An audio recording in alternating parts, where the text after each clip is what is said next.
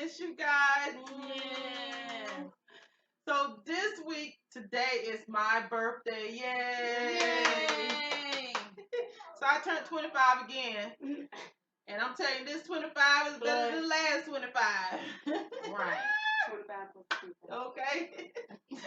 Yeah, so no, I turned the big 5-0, you guys. And we are definitely going to discuss it. So today we're not going to have a specific topic, but I got some questions that we all are going to answer. Okay. So some of them in-depth questions and some of them not. But before we begin, before I start just talking, let's have I am Prophetess Antoinette Bryant, Sister Misha Clark, Minister Janisha Smith. and before we do anything, we're going to have our prayer, and Sister Clark is going to do our prayer. let's all bow here. Lord, once again, we just come to you not to ask for anything, but to simply say thank you for our lives. Yes, And God. for bringing us through day after day. If you don't do anything else for us, but wake us up and let our feet hit the floor, that's all we need. In your name we pray. Amen. Amen. So, you guys, since it is my birthday, I said I was going to do a surprise. They didn't even know what I was going to do on this show. But I just want to do a quick show because we are, celebrating out to eat with the dinner with the family and everything. So we're doing it big. But I have been getting everything I asked God for my birthday. I have. So I just thank God for everything that He's done, even the little things. Because it wasn't like I wanted a lot of stuff. I just wanted my favorite restaurant, and when I did that, you guys. But I uploaded it on my Moment of Love, and I also went fishing. I broke the barrier and went fishing. Haven't been fishing in years. That's awesome. So I just thank God I had a chance to go out there and just throw the rod a couple of times. It did start raining, but I said, hey, at least I went out there and did it. And then let the devil hold me back from it once again. So I did that. And then Sunday, I heard a great word. And so today we're going to continue with just thanking God about my life. So, even with the chairs, you guys, I know our set look kind of different. We doing it big now. Yay! So, I asked God, it was just actually a vision, just like the love seat was when I first started it up. It was just a vision that, exactly what I wanted, and God just provided me with everything that I needed. So, it just last week, I'm thinking to myself, God, I just want a new set. To bring everything in new, to start this 50th off. I just want everything new on my set. And I wanted us to have a conversational kind of like set. And so, I'm going to tell y'all, I had bought 2 chairs, right? And I thought it was going to be the chairs. I was like, oh, yeah, that's so cute. It was like mismatched. I was like, I was going to throw something on. And then I kept flipping. The enemy always come first because if I would just waited, I wouldn't have to spend the first money and then had to come around spend it again. But I love these chairs. They all match. They was given to me by someone who was supposed to be starting up a business, but COVID had stopped her business from opening up, and the chairs had just been sitting there. And I'm gonna tell you how good God is. The chairs are supposed to have been $1,200 for all 4 of them, and when I tell you these things are heavy, they at least about 100 pounds each. So they was made to be welded down in her office that she was going to have. So when I contacted her, I said, listen, I could pay this and that and pay this and that, but I won't have the whole, Thank you, Lord. So she posted it back up for $100 a pour. You're the best thing that ever happened to me. So I know. And then even then, I just love the way you make me feel. I said, well, I'm going to give you 50 and I can give the other 50 the next week. So her husband dropped them off. Raised up in the hood as a ghetto baby. Survivor of the hood, yeah, the Lord saved me. Being led by the blind, it was so crazy. But how the Lord put me out, it was so amazing. I remember late nights dressed in all black. Yeah, the center of my life, it was all black. God say follow the light, I'm like, where it's at? He was there all the time, right under the trash. How we expect to be heard when we bury the word. Then get mad at God, boy, you got some nerve. While you were making that money, standing on that curve. And to say the name Jesus will be your last word. Yeah, you were making that paper, all you could see was that paper. But when you got in the bind, you called Jesus the Savior. Because he's so full of grace and his mercy sufficient. He forgave all your sins cause you fell down with repenting. Boy, you're running out of time, gotta make a move. While you sitting in that cell, take your tail to school. And man, I I seem cool, but it made life easier. When you need someone to talk to, just turn to Jesus.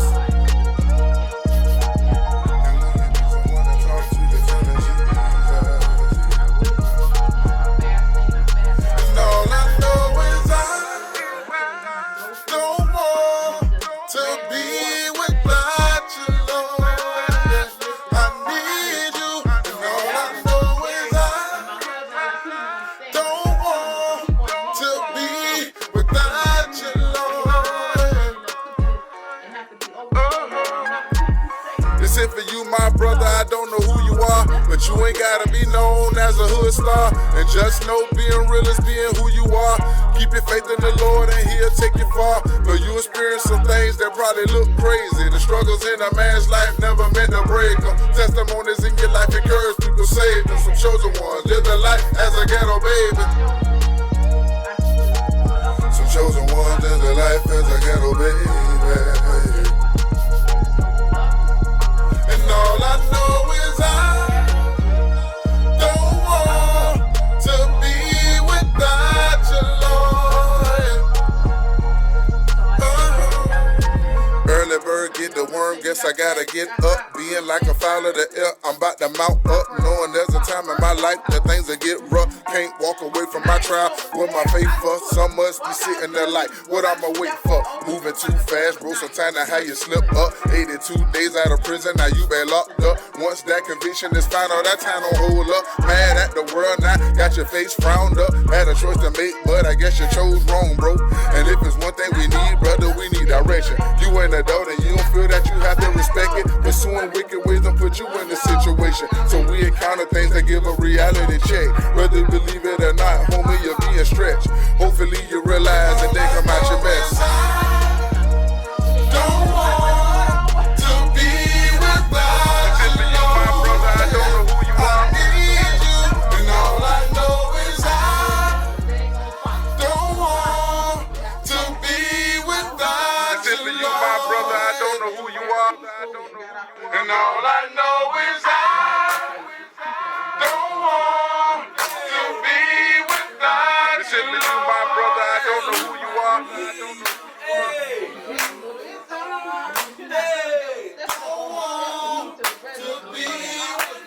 It's it for you, my brother. I don't know who you are.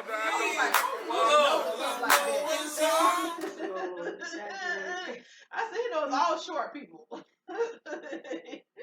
So today on this episode, I have some questions that I'm gonna ask everyone, and we're gonna answer all the questions. Most try to get through the questions. Like I said, it's gonna be quick, but y'all ready? And as you know, we're missing one. Sister Juan cannot be with us today, but she will be back. So we're just waiting for her return. We wish you whatever you're going through. We love you. Wish you well. Yes, and we just hopefully, I think it was a family union she had to go to or something like that. So we just wish everybody good vibes and everything that's going on. So the first question is just to break the ice. So first question is, what's your favorite color and why? I want to go first. Okay. Well, when I was younger, my favorite color was blue. Mm-hmm. And when I was younger, I don't know why my favorite color was blue. I'm just a child. Mm-hmm. Now, I don't have a favorite color. I love all colors. And just like God, He loves all of us. Yeah. So that just a reminder of Him. Okay. The many colors. Okay.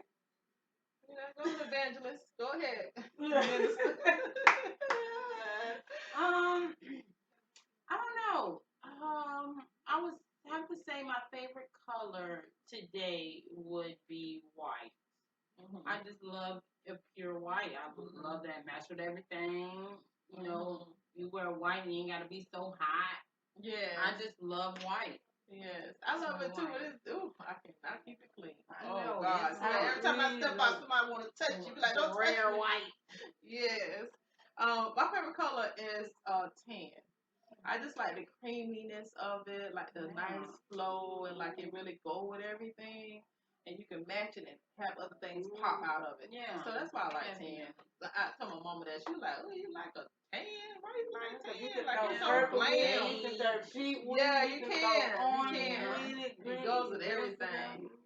So I like, and then I drink a lot of coffee, so I like to see the stirring, like when it turns tan. Yeah. With all the cream. So okay, so what's your favorite time of the year? My favorite time of the year is, I would say, Christmas. Okay. Yeah. Feel like that's when you feel the love Yeah. from everyone. And it's God's birthday. Yes.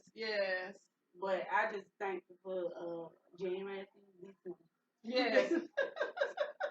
All of it, because if God wakes us up through all of it, That's it's good right. enough for me. Yes, it is. My favorite time of year would have to be, it would have to be fall, I would have to say. You know, somewhere you can drink on your coffee and don't have to worry about being rushed here or there because it's cold. Everybody don't want to go outside. Yes. So, yes, mine would have to be fall. Yeah. My favorite time of the year, I think I'm with winter. Because everybody's in their places. You don't have to worry about the hustle and bustle. You know, you don't have to worry about people visiting too much. It's too cold for them to come to your house. So, okay. Right. I know. Yes, they do. Yes, they do. So I just like that time. Okay, so name 2 people you would go ham about in your life. 2 people you would just, if anybody else, like, you'd be like, this, you better never say nothing to them. These not 2 people. Including your kids. Not including your kids. Because everybody knows. Yeah. 2 people has been down and not for including you. your mama. Right. Just 2 people you know been down for you, and like they just can't. I don't want you to say nothing about them. They good. 2 people. I got a lot of family. You do? Narrow it down. They'll be calling you, girl, why you say it was me? But my 2 best friends. No, we had. Well, 3. I have we can't say cousins. So we're going to say somebody outside of your family. Okay. That you go home about. Because I got a couple. I don't go home about anything. Outside of the people, my 2 best friends that are my sisters, I will go in about them because we might don't talk every day, but we know we love each other. And if one of us needs something, like for example, I need an oil change, I ain't got paid. My friend from Orlando, she was like, "Girl," I said, "Girl, my car about to blow up." Next thing you know, my cash app did. Yes. That's the kind of love that we should be showing towards each other. And if you don't have it, just for somebody to desire to give you something, that's enough. Yes. Yes, it is. And I will go. Yes. What about you? I can't say family because everybody know I'll go hard about my family. So,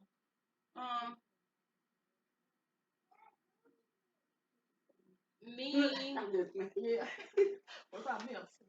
No, right. So, honestly, if I had to choose, I can't. Yeah, everybody know I go with him about my God and my family. So if I had to go outside of that, it would have to be my man. Don't talk about my man. Okay, yes, that's what's up. And my possessions. Don't mess up my house. Yes, that's what's up. Yes, that's yes. what you're going to go ham about. Okay. So I'm gonna do my man too. Sure. Whatever. You better say not a word about that one. Let me stop. But him, and then she was like family. The other one I would have went ham for. She passed away, and that was my best friend. I talk about her all the time. My best friend's mother, which was my mother-in-law, but truly my friend mate. You know how you have a soulmate? That was my friend mate. Like, I can cry to her and tell her it wouldn't go nowhere but that room. I mean, it was just, we prayed together, we ate together, we did everything, you know. So that's definitely the one. And she did have a little snappy little attitude, and people thought she was stuffy and this and that about her. And I just didn't like when people talked about her. I was like, no, she doing the best she can. She's going to walk her. She's a little heavy set. And people used to say stuff about her in church, like, oh, she always this and she this and she. But very powerful, quiet, anointed, but very powerful. You sent me some stories, and I was just like, wow. And she said that she lost her power when God told her to fast, and she didn't, and God took her power from her. And so, and she said that's the worst thing she ever did was not be obedient. Mm-hmm. So, but I would have went ham. I still go ham. I'm telling you, my one of the persons that live with us, which is Hannah. You remember Hannah? Mm-hmm. So Hannah lived with us, and she said mother texted her on Facebook. This lady been dead for 2 years. She texted on Facebook and said, "What you doing?" She said, "You know how mother used to play and aggravate." She said, "I was so scared. I didn't know whether to text back or not." I said, "You better not. Then y'all be texting for real." But she sat on Facebook. She did respond and say stuff, but you would never know she was in her room, not bothering nobody. Yeah. That's how I told her, stop gangster Facebook. You said all that crap. You said in the room. No, you can't move. But I would have went ham for her. And I would go ham for my husband. I've seen what he's been through and how he came out. Yeah. And it's enough. That's enough on one person. Like I tell God, please just let him just live the rest of his life just in calm and peace, because he has been talked about all his ministry and all his ex-wives. People have been talked about him and put him down, and he's going through so much. He's lost his mother, lost his father, lost his brother, lost his uncle, all in like a couple of years of span. So I was like, God, that's okay. I'm going ham now. That's enough. Anybody been talking about him? That's enough. Okay. So those are the two I think I would have went ham for. Besides my family. Don't get me wrong now. Babies and babies, my mama, we all would. But those are the two besides that. Yeah. So, what was your scariest moment? What would you do with What has been your scariest moment? Like you were somewhere and you was like, how am I gonna get out of this? Oh my God, this shouldn't be happening to me. Scariest moment that you ever had?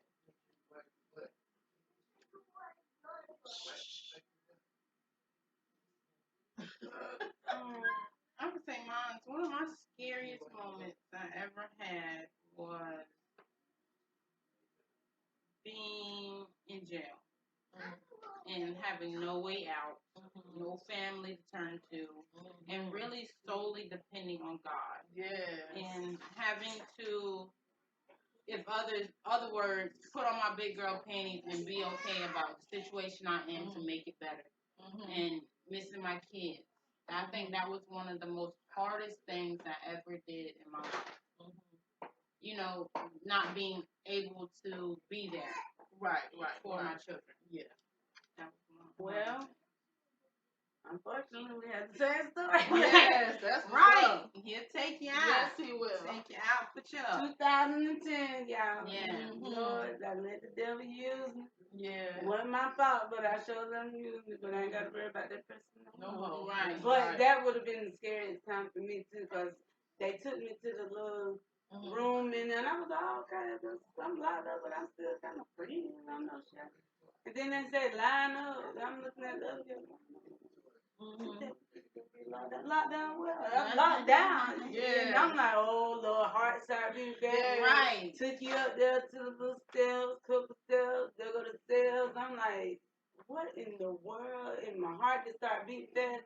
And 3 of us in each cell is in the little box. Yeah. And they closed it and locked.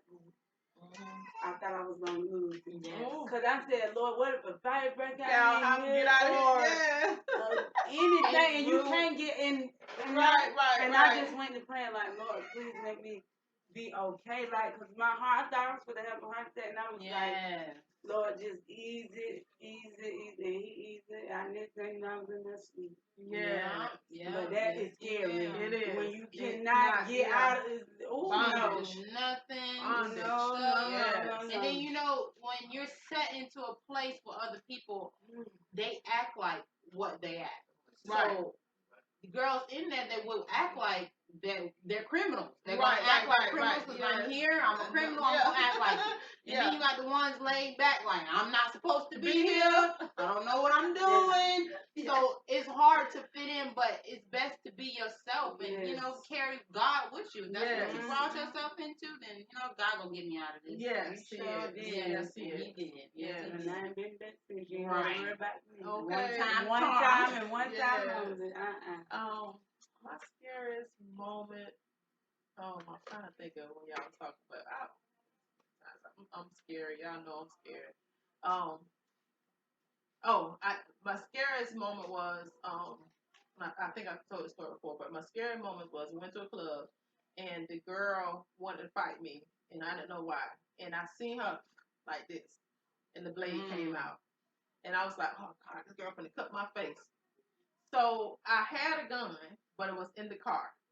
And I told my cousins and them, I was like, I'm not going to fight this girl. She ain't finna cut my face up. So I went to the car. We all went to the car. And I waited for her to come out the club. And when she came out the club, I had the gun aimed at her.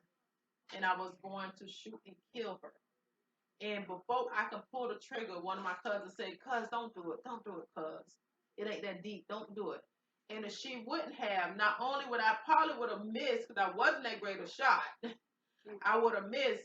It was a police officer. I was so blinded by getting hurt. I didn't even see the police officer walking up. Mm-hmm. So he would have already caught me in the act. So I would have been in jail for attempted murder, and then I probably would have missed. And the scary moment for me was I met her later in years, and she's a firefighter now, has 2 kids. And I had to stop and thank God because I would have took them children's mother. Yeah. They would have never been born. And to know that I could have stopped generations by just that one bullet scared me to death. To think that I can take someone's life that easy. Because, I mean, it was no fear in me. It was just me pushing that button. I really was going to do it. And I had, that night, I did call and I told her boyfriend, I said, listen, I almost killed your girlfriend with the same gun you gave me to protect myself. And you need to tell her, leave me alone because I don't know what I do next time, So I just thank God that I didn't. Yeah. Because that was a scary moment for me, and knowing I could have touched someone's life. So what would you do with $1 million? I know we talked about it in church and Pastor said this is the thing with money. This is the very thing with money.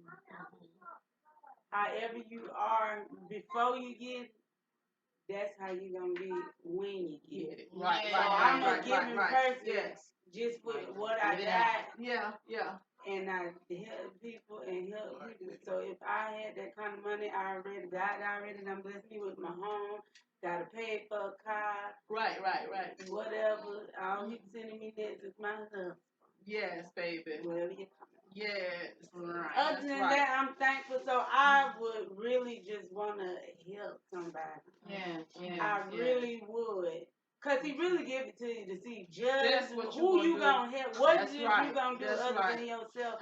And some people be like, oh, if I get it, I'll help this person. As soon as you get it, I ain't seen you in Then when you get broke again, here you come back to it. So I really would help someone because I really want to help the homeless and build a shelter. But if I can't do that, making care packages for the homeless and just people that maybe don't have what you have just to help somebody. I really would.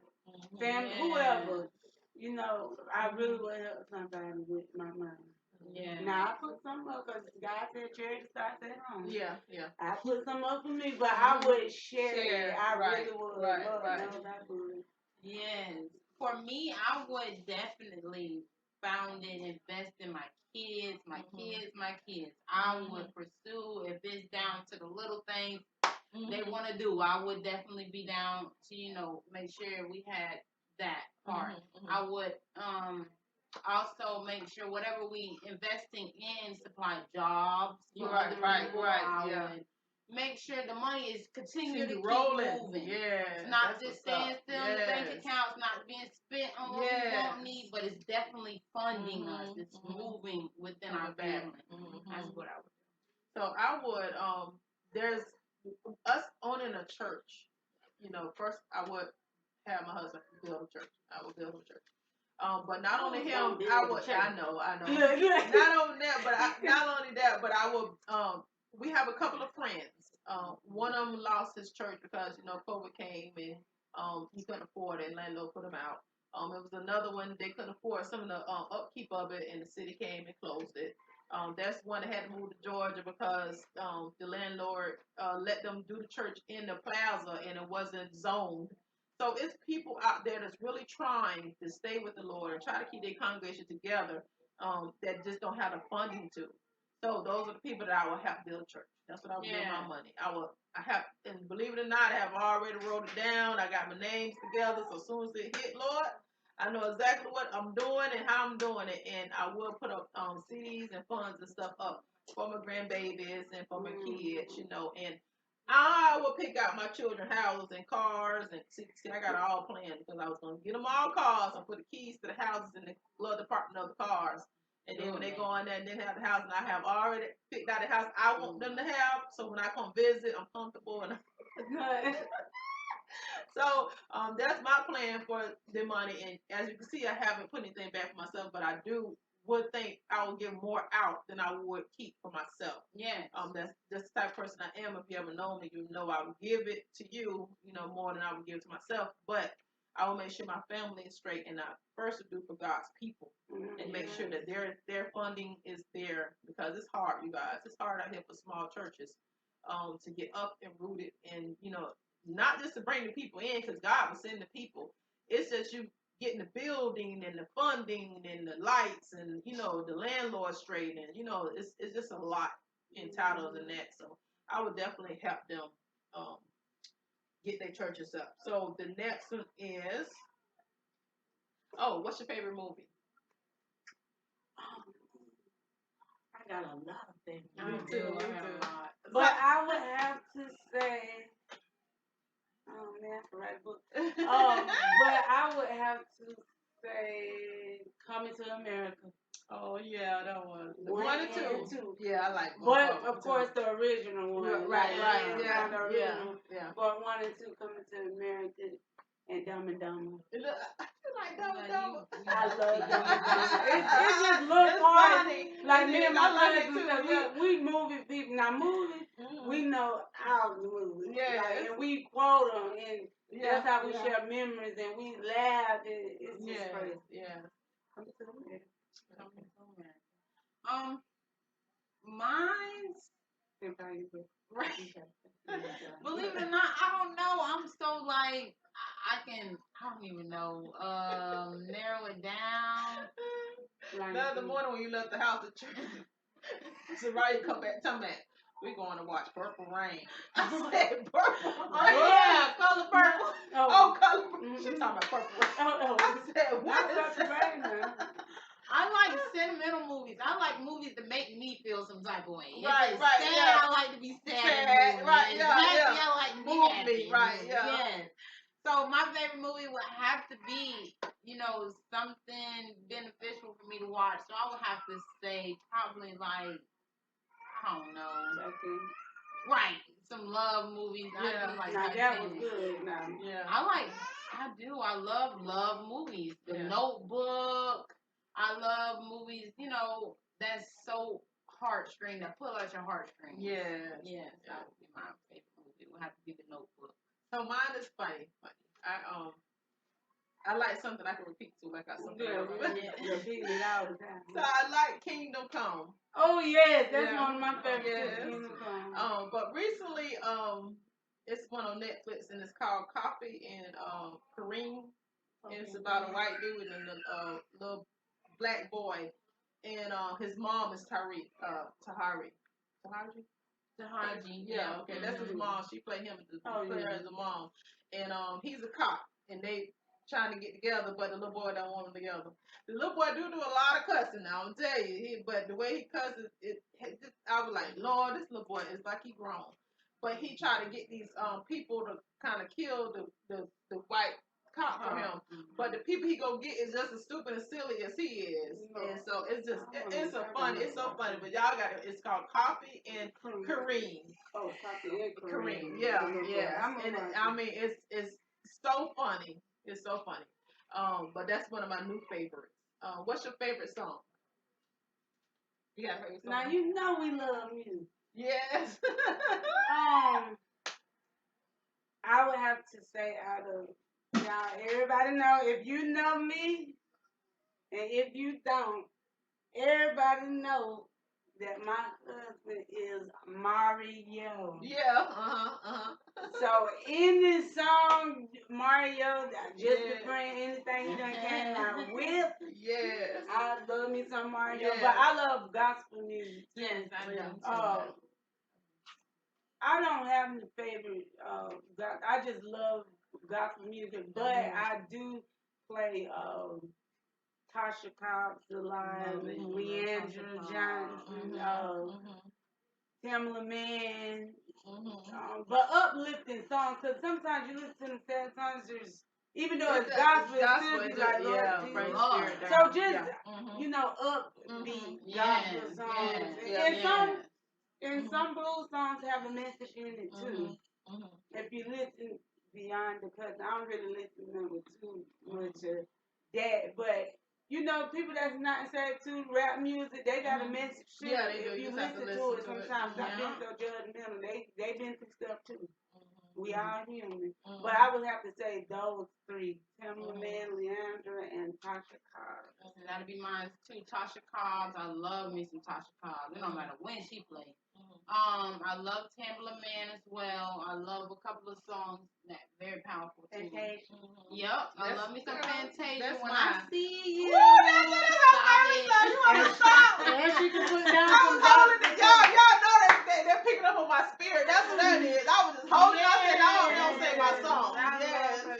Yep, that's my favorite song is Fantasia. When I see you, that's my husband. When I see you, boy.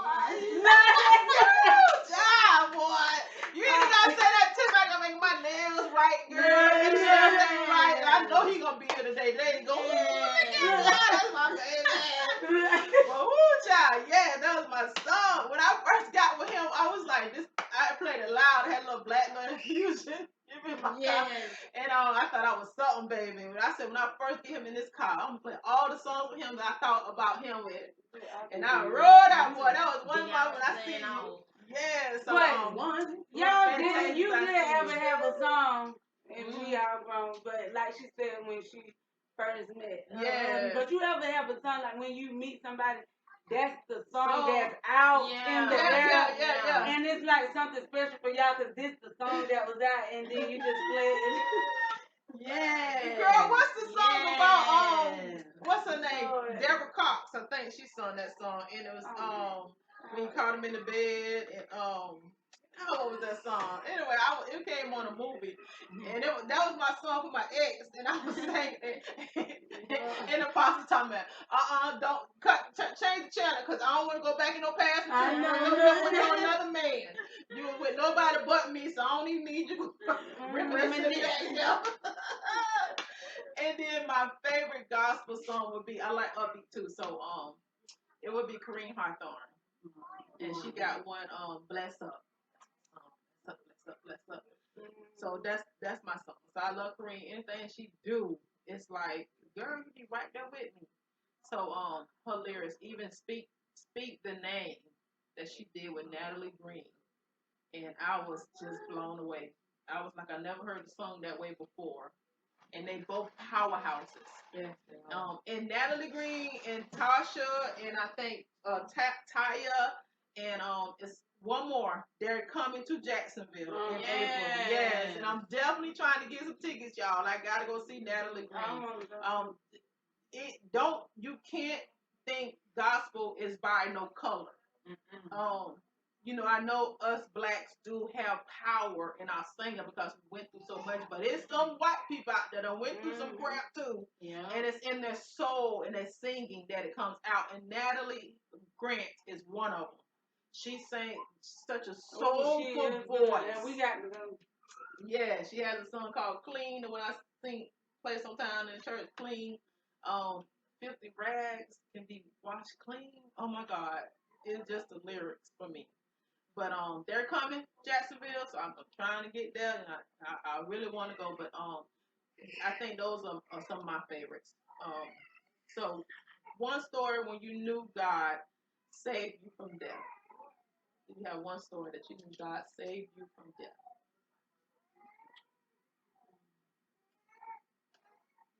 Yeah. It's so many. I'm doing one. I got one. The first one. I was driving. Y'all, I'm talking about the club, huh? But I was coming back from the club, and I was the designated driver always. I used to drink a lot of water like the last hour before we left so I can get myself together. And I never drunk really a lot outside, my home.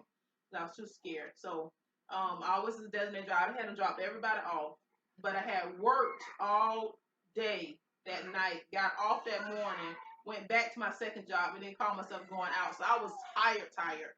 And I had to come from dropping everybody from Orange Park to come back to Green Cove. And I kid you not, it had to be God that saved me because I don't remember driving the whole ride there. Mm-hmm. I just remember pulling in the yard after I had made it to the house. And I had to sit there and was like, how the heck did I make it here? Like, did I hurt anybody on the way? Did I, because I didn't remember. But I knew God had to save me because I could have been dead. I could have gotten in a car accident driving sleep. But I promise you, I don't know how I got home. So that was my story. I know I had. Mine's one happened a couple of weeks ago. The lady was on the opposite side of the road. Yes. So they had a head-on collision. And then the other one was, Lord, please forgive me. Me and my cousin was coming from the club. Yeah. In Gainesville. I really don't drink like that even then, but we had been out all day and night just wild. Yeah. We was so tired, like we was sleep. Coming from Gainesville, I swerved, the cop pulled up, and I had to tell the white guy, I was like, Lord, that spider just ran up under there.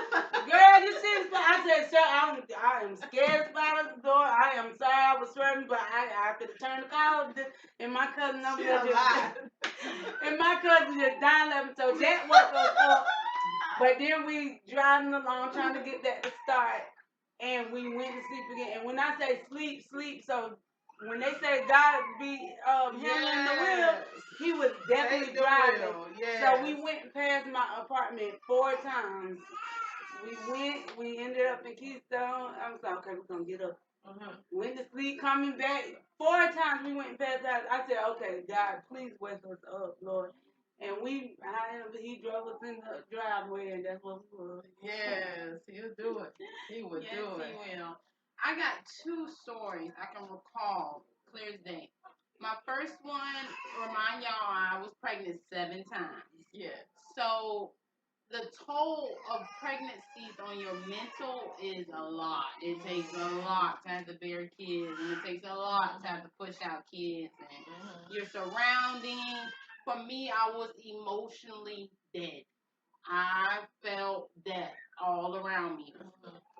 Coming to my 7th pregnancy and having to push out another baby, I literally felt emotionally dead already. So it was the most scariest time for me because I didn't care what life had in store for me. I didn't care about living about tomorrow or my kids I already had. I was so in a whole space, like in a hole in my heart, in my head. I was just there. I just thank God for pulling me out of that.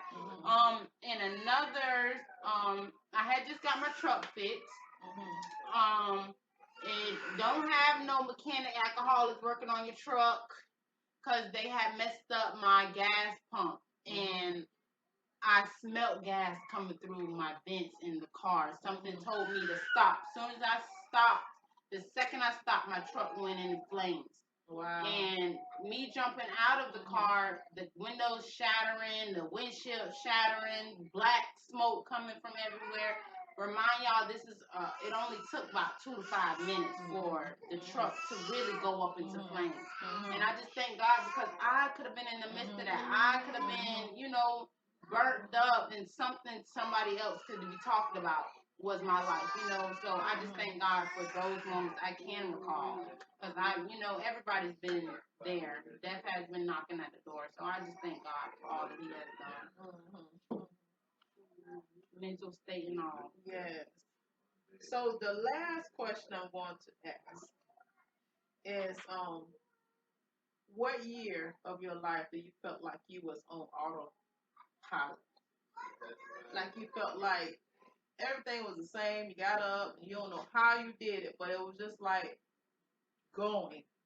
Like God had His hand on your life, and it was just, I don't know how everything happening, but it's happening, and every day the same, and you didn't have any incidents. It was just felt like it was just. Mine's 2020. I would say, even though she said 1 year, but I would say the middle, well, somewhat towards the end of 19 and 2020. I met this joker, y'all.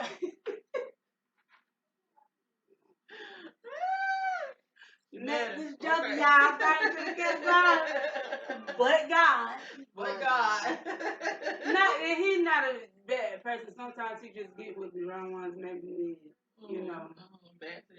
somebody that's more stronger, but however, that's another story for another day. Yeah. But however, met him, thought everything would be different. Good person, just a little rough on the edge. And I'm like, Lord, why do you keep sending me this thing? Yeah. And as I went through and seeing, sometimes you got to look deeper. That's why He's sending you people in your life that's stronger. Because even though I wanted to cover, but I was looking at His life and looked into it and was like, I'm glad I'm right here at this moment. The maybe shielding from just some things. You still gonna go through, but the shielding. But at first I was being tough because I'm like, keep sending me this thing, and got friends that can get me together, all this kind of stuff. But then, me being me, I put myself to the side and was like, well, show me why I'm really here. Right. So some things, you just, even though you be like, Lord, you just still have to thank God. So but them years, 19 and 2020, I was like, whoo. I was at a standstill, but look at me now. Go ahead. Mine will have to be 2021 until now. Look, I'm really starting to wake myself up and be like, hey, She just being woke, y'all. She said 1 year, I gave her 2. She said she gave her 1 year. Because you got to think about it. Sometimes you have kids and your life is not all about your kids. It's about you too. So I'm really starting to feel my own shoes like, hey, Nisha, you need to get your hair done. You need to get yourself looking right. Right. Stop being so in a slump. Now I'm starting to realize, now it's about me as well. It's not all about the kids. So, you gotta have me. That's right. Because you got to be strong in you're right to even guide them. That's right. I mean, sometimes you do feel, but I used to think like that too. And it took me a couple of years to learn that. Like, it's not all about feeding them, clothing them, make sure they straight or quiet in the room or something like that. It's also about what they, what I'm receiving is what I'm passing on to them. So right. I be having to think, I go deep in my thoughts sometimes. Sometimes I be lost in my own thoughts. So I'm starting to wake myself up. Yeah, you gotta get down to it. You ain't going nowhere. Yes. And I always tell her, you're just so pretty. Oh, my daughter's so beautiful. And she be like, okay, mommy, like, you have to say that. You my mom. But, you really just see it, Yeah. Like, they should be honored to be with you. Like, that's how I felt about it. Beautiful. So, yes. So mine was 1998.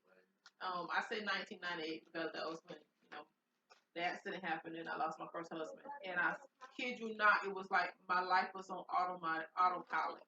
I don't remember anything. it's just like that night when I drove and God took the wheel and got me home.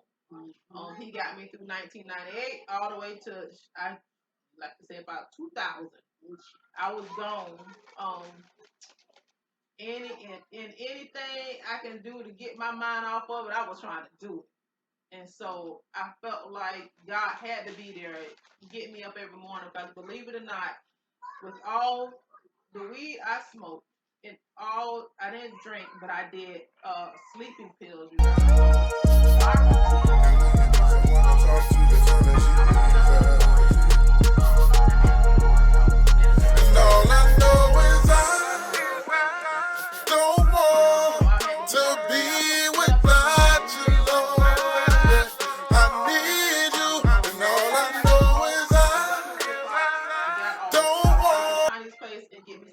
Little soup, the little broth soup with no meat, no nothing, just the broth soup. I would stop by the liquor store and I would get me a 211 and just one.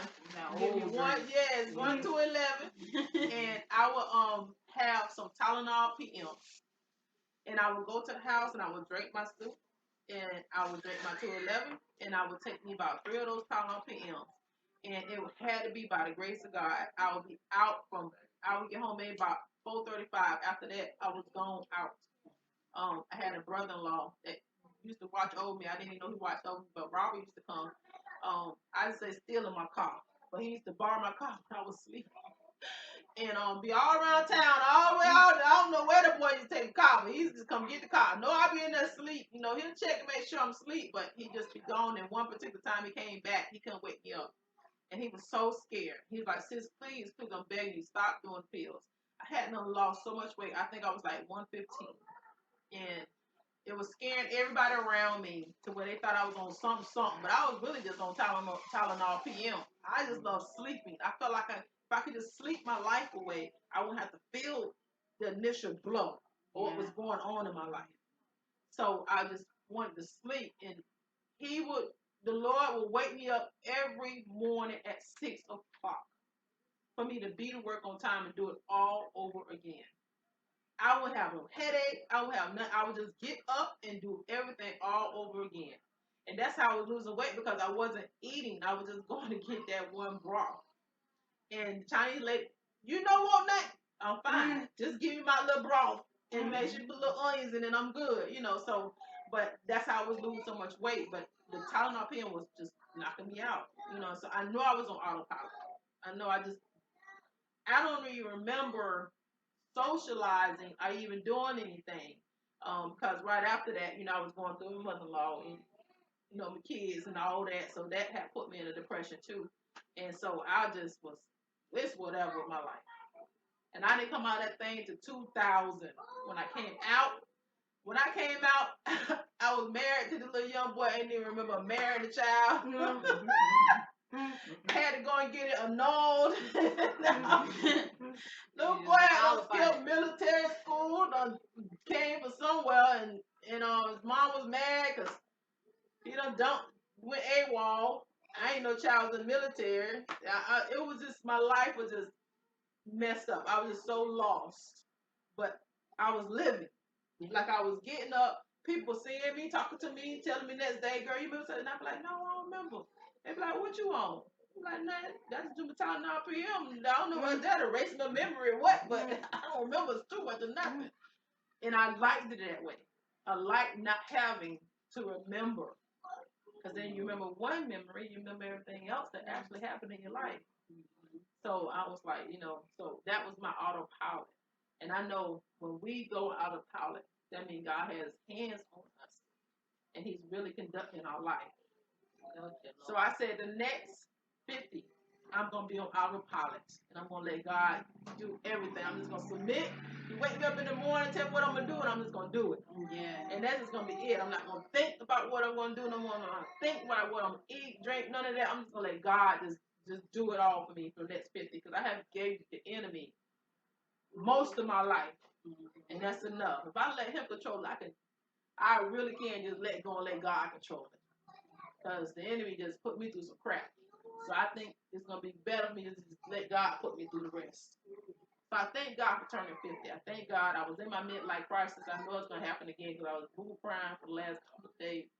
And so just giving up my 40s. Whew. Just giving it up, saying, now I'm 50. And, allowed you to see yes, he is. Somebody didn't see. Yes. And especially yesterday, and we went to Publix, and there's a lady, and she was all happy, and she was a little thick, little white woman, and she was just, and I was like, oh, okay, like, she gonna get my spirit right. So I said, I'm going to her line. And she was just doing a little thing, and I got the whip. And she was like, oh, you got everything? I don't have to put nothing back. I ain't got to check. I just know what to get. I said, yeah, I've been paying attention to the little sign that said, I know me. And she said, I'm just so grateful. She said, I'm finna retire Monday. And I looked, I said, oh, I thought you was about in your 40s. She said, no, I'm 63. I retire on Monday. My birthday was Friday. I said, girl, my birthday's Sunday. And she said, what? How you turn? I said, 50. And she was like, really? She said, oh, I miss my 50s. I love 50s. And I'm thinking to myself, well, dog, I'm trying to dread going to 50. You loving yours. And she said, but I'm glad I'm healthy. And now when I retire, I have my youth. I can go out and do everything I want with the money I earn, And I said, I'm so glad I ran into you. You gave me another way to look at my life. Yeah. And what I was going through about 50 and turning 60, I said, okay, Lord, now wait for the 60. I want to make sure I'm going to look good to my sister like she did. So I said, I'm not, I ain't saying nothing about I'm finna start losing. No, don't think I'm finna go on no diet, none of that crazy stuff. But I am finna get my health right and make sure that I'm gonna hit 60. So I am gonna do all of that. Now. But I ain't gonna promise y'all I'm finna go out here and doing no exercise and all that crazy stuff because I ain't did it before. So God is good like that, and I'm hoping He keep me youthful for when I turn my life over. And this how I'm looking, so I keep this when I turn my life over.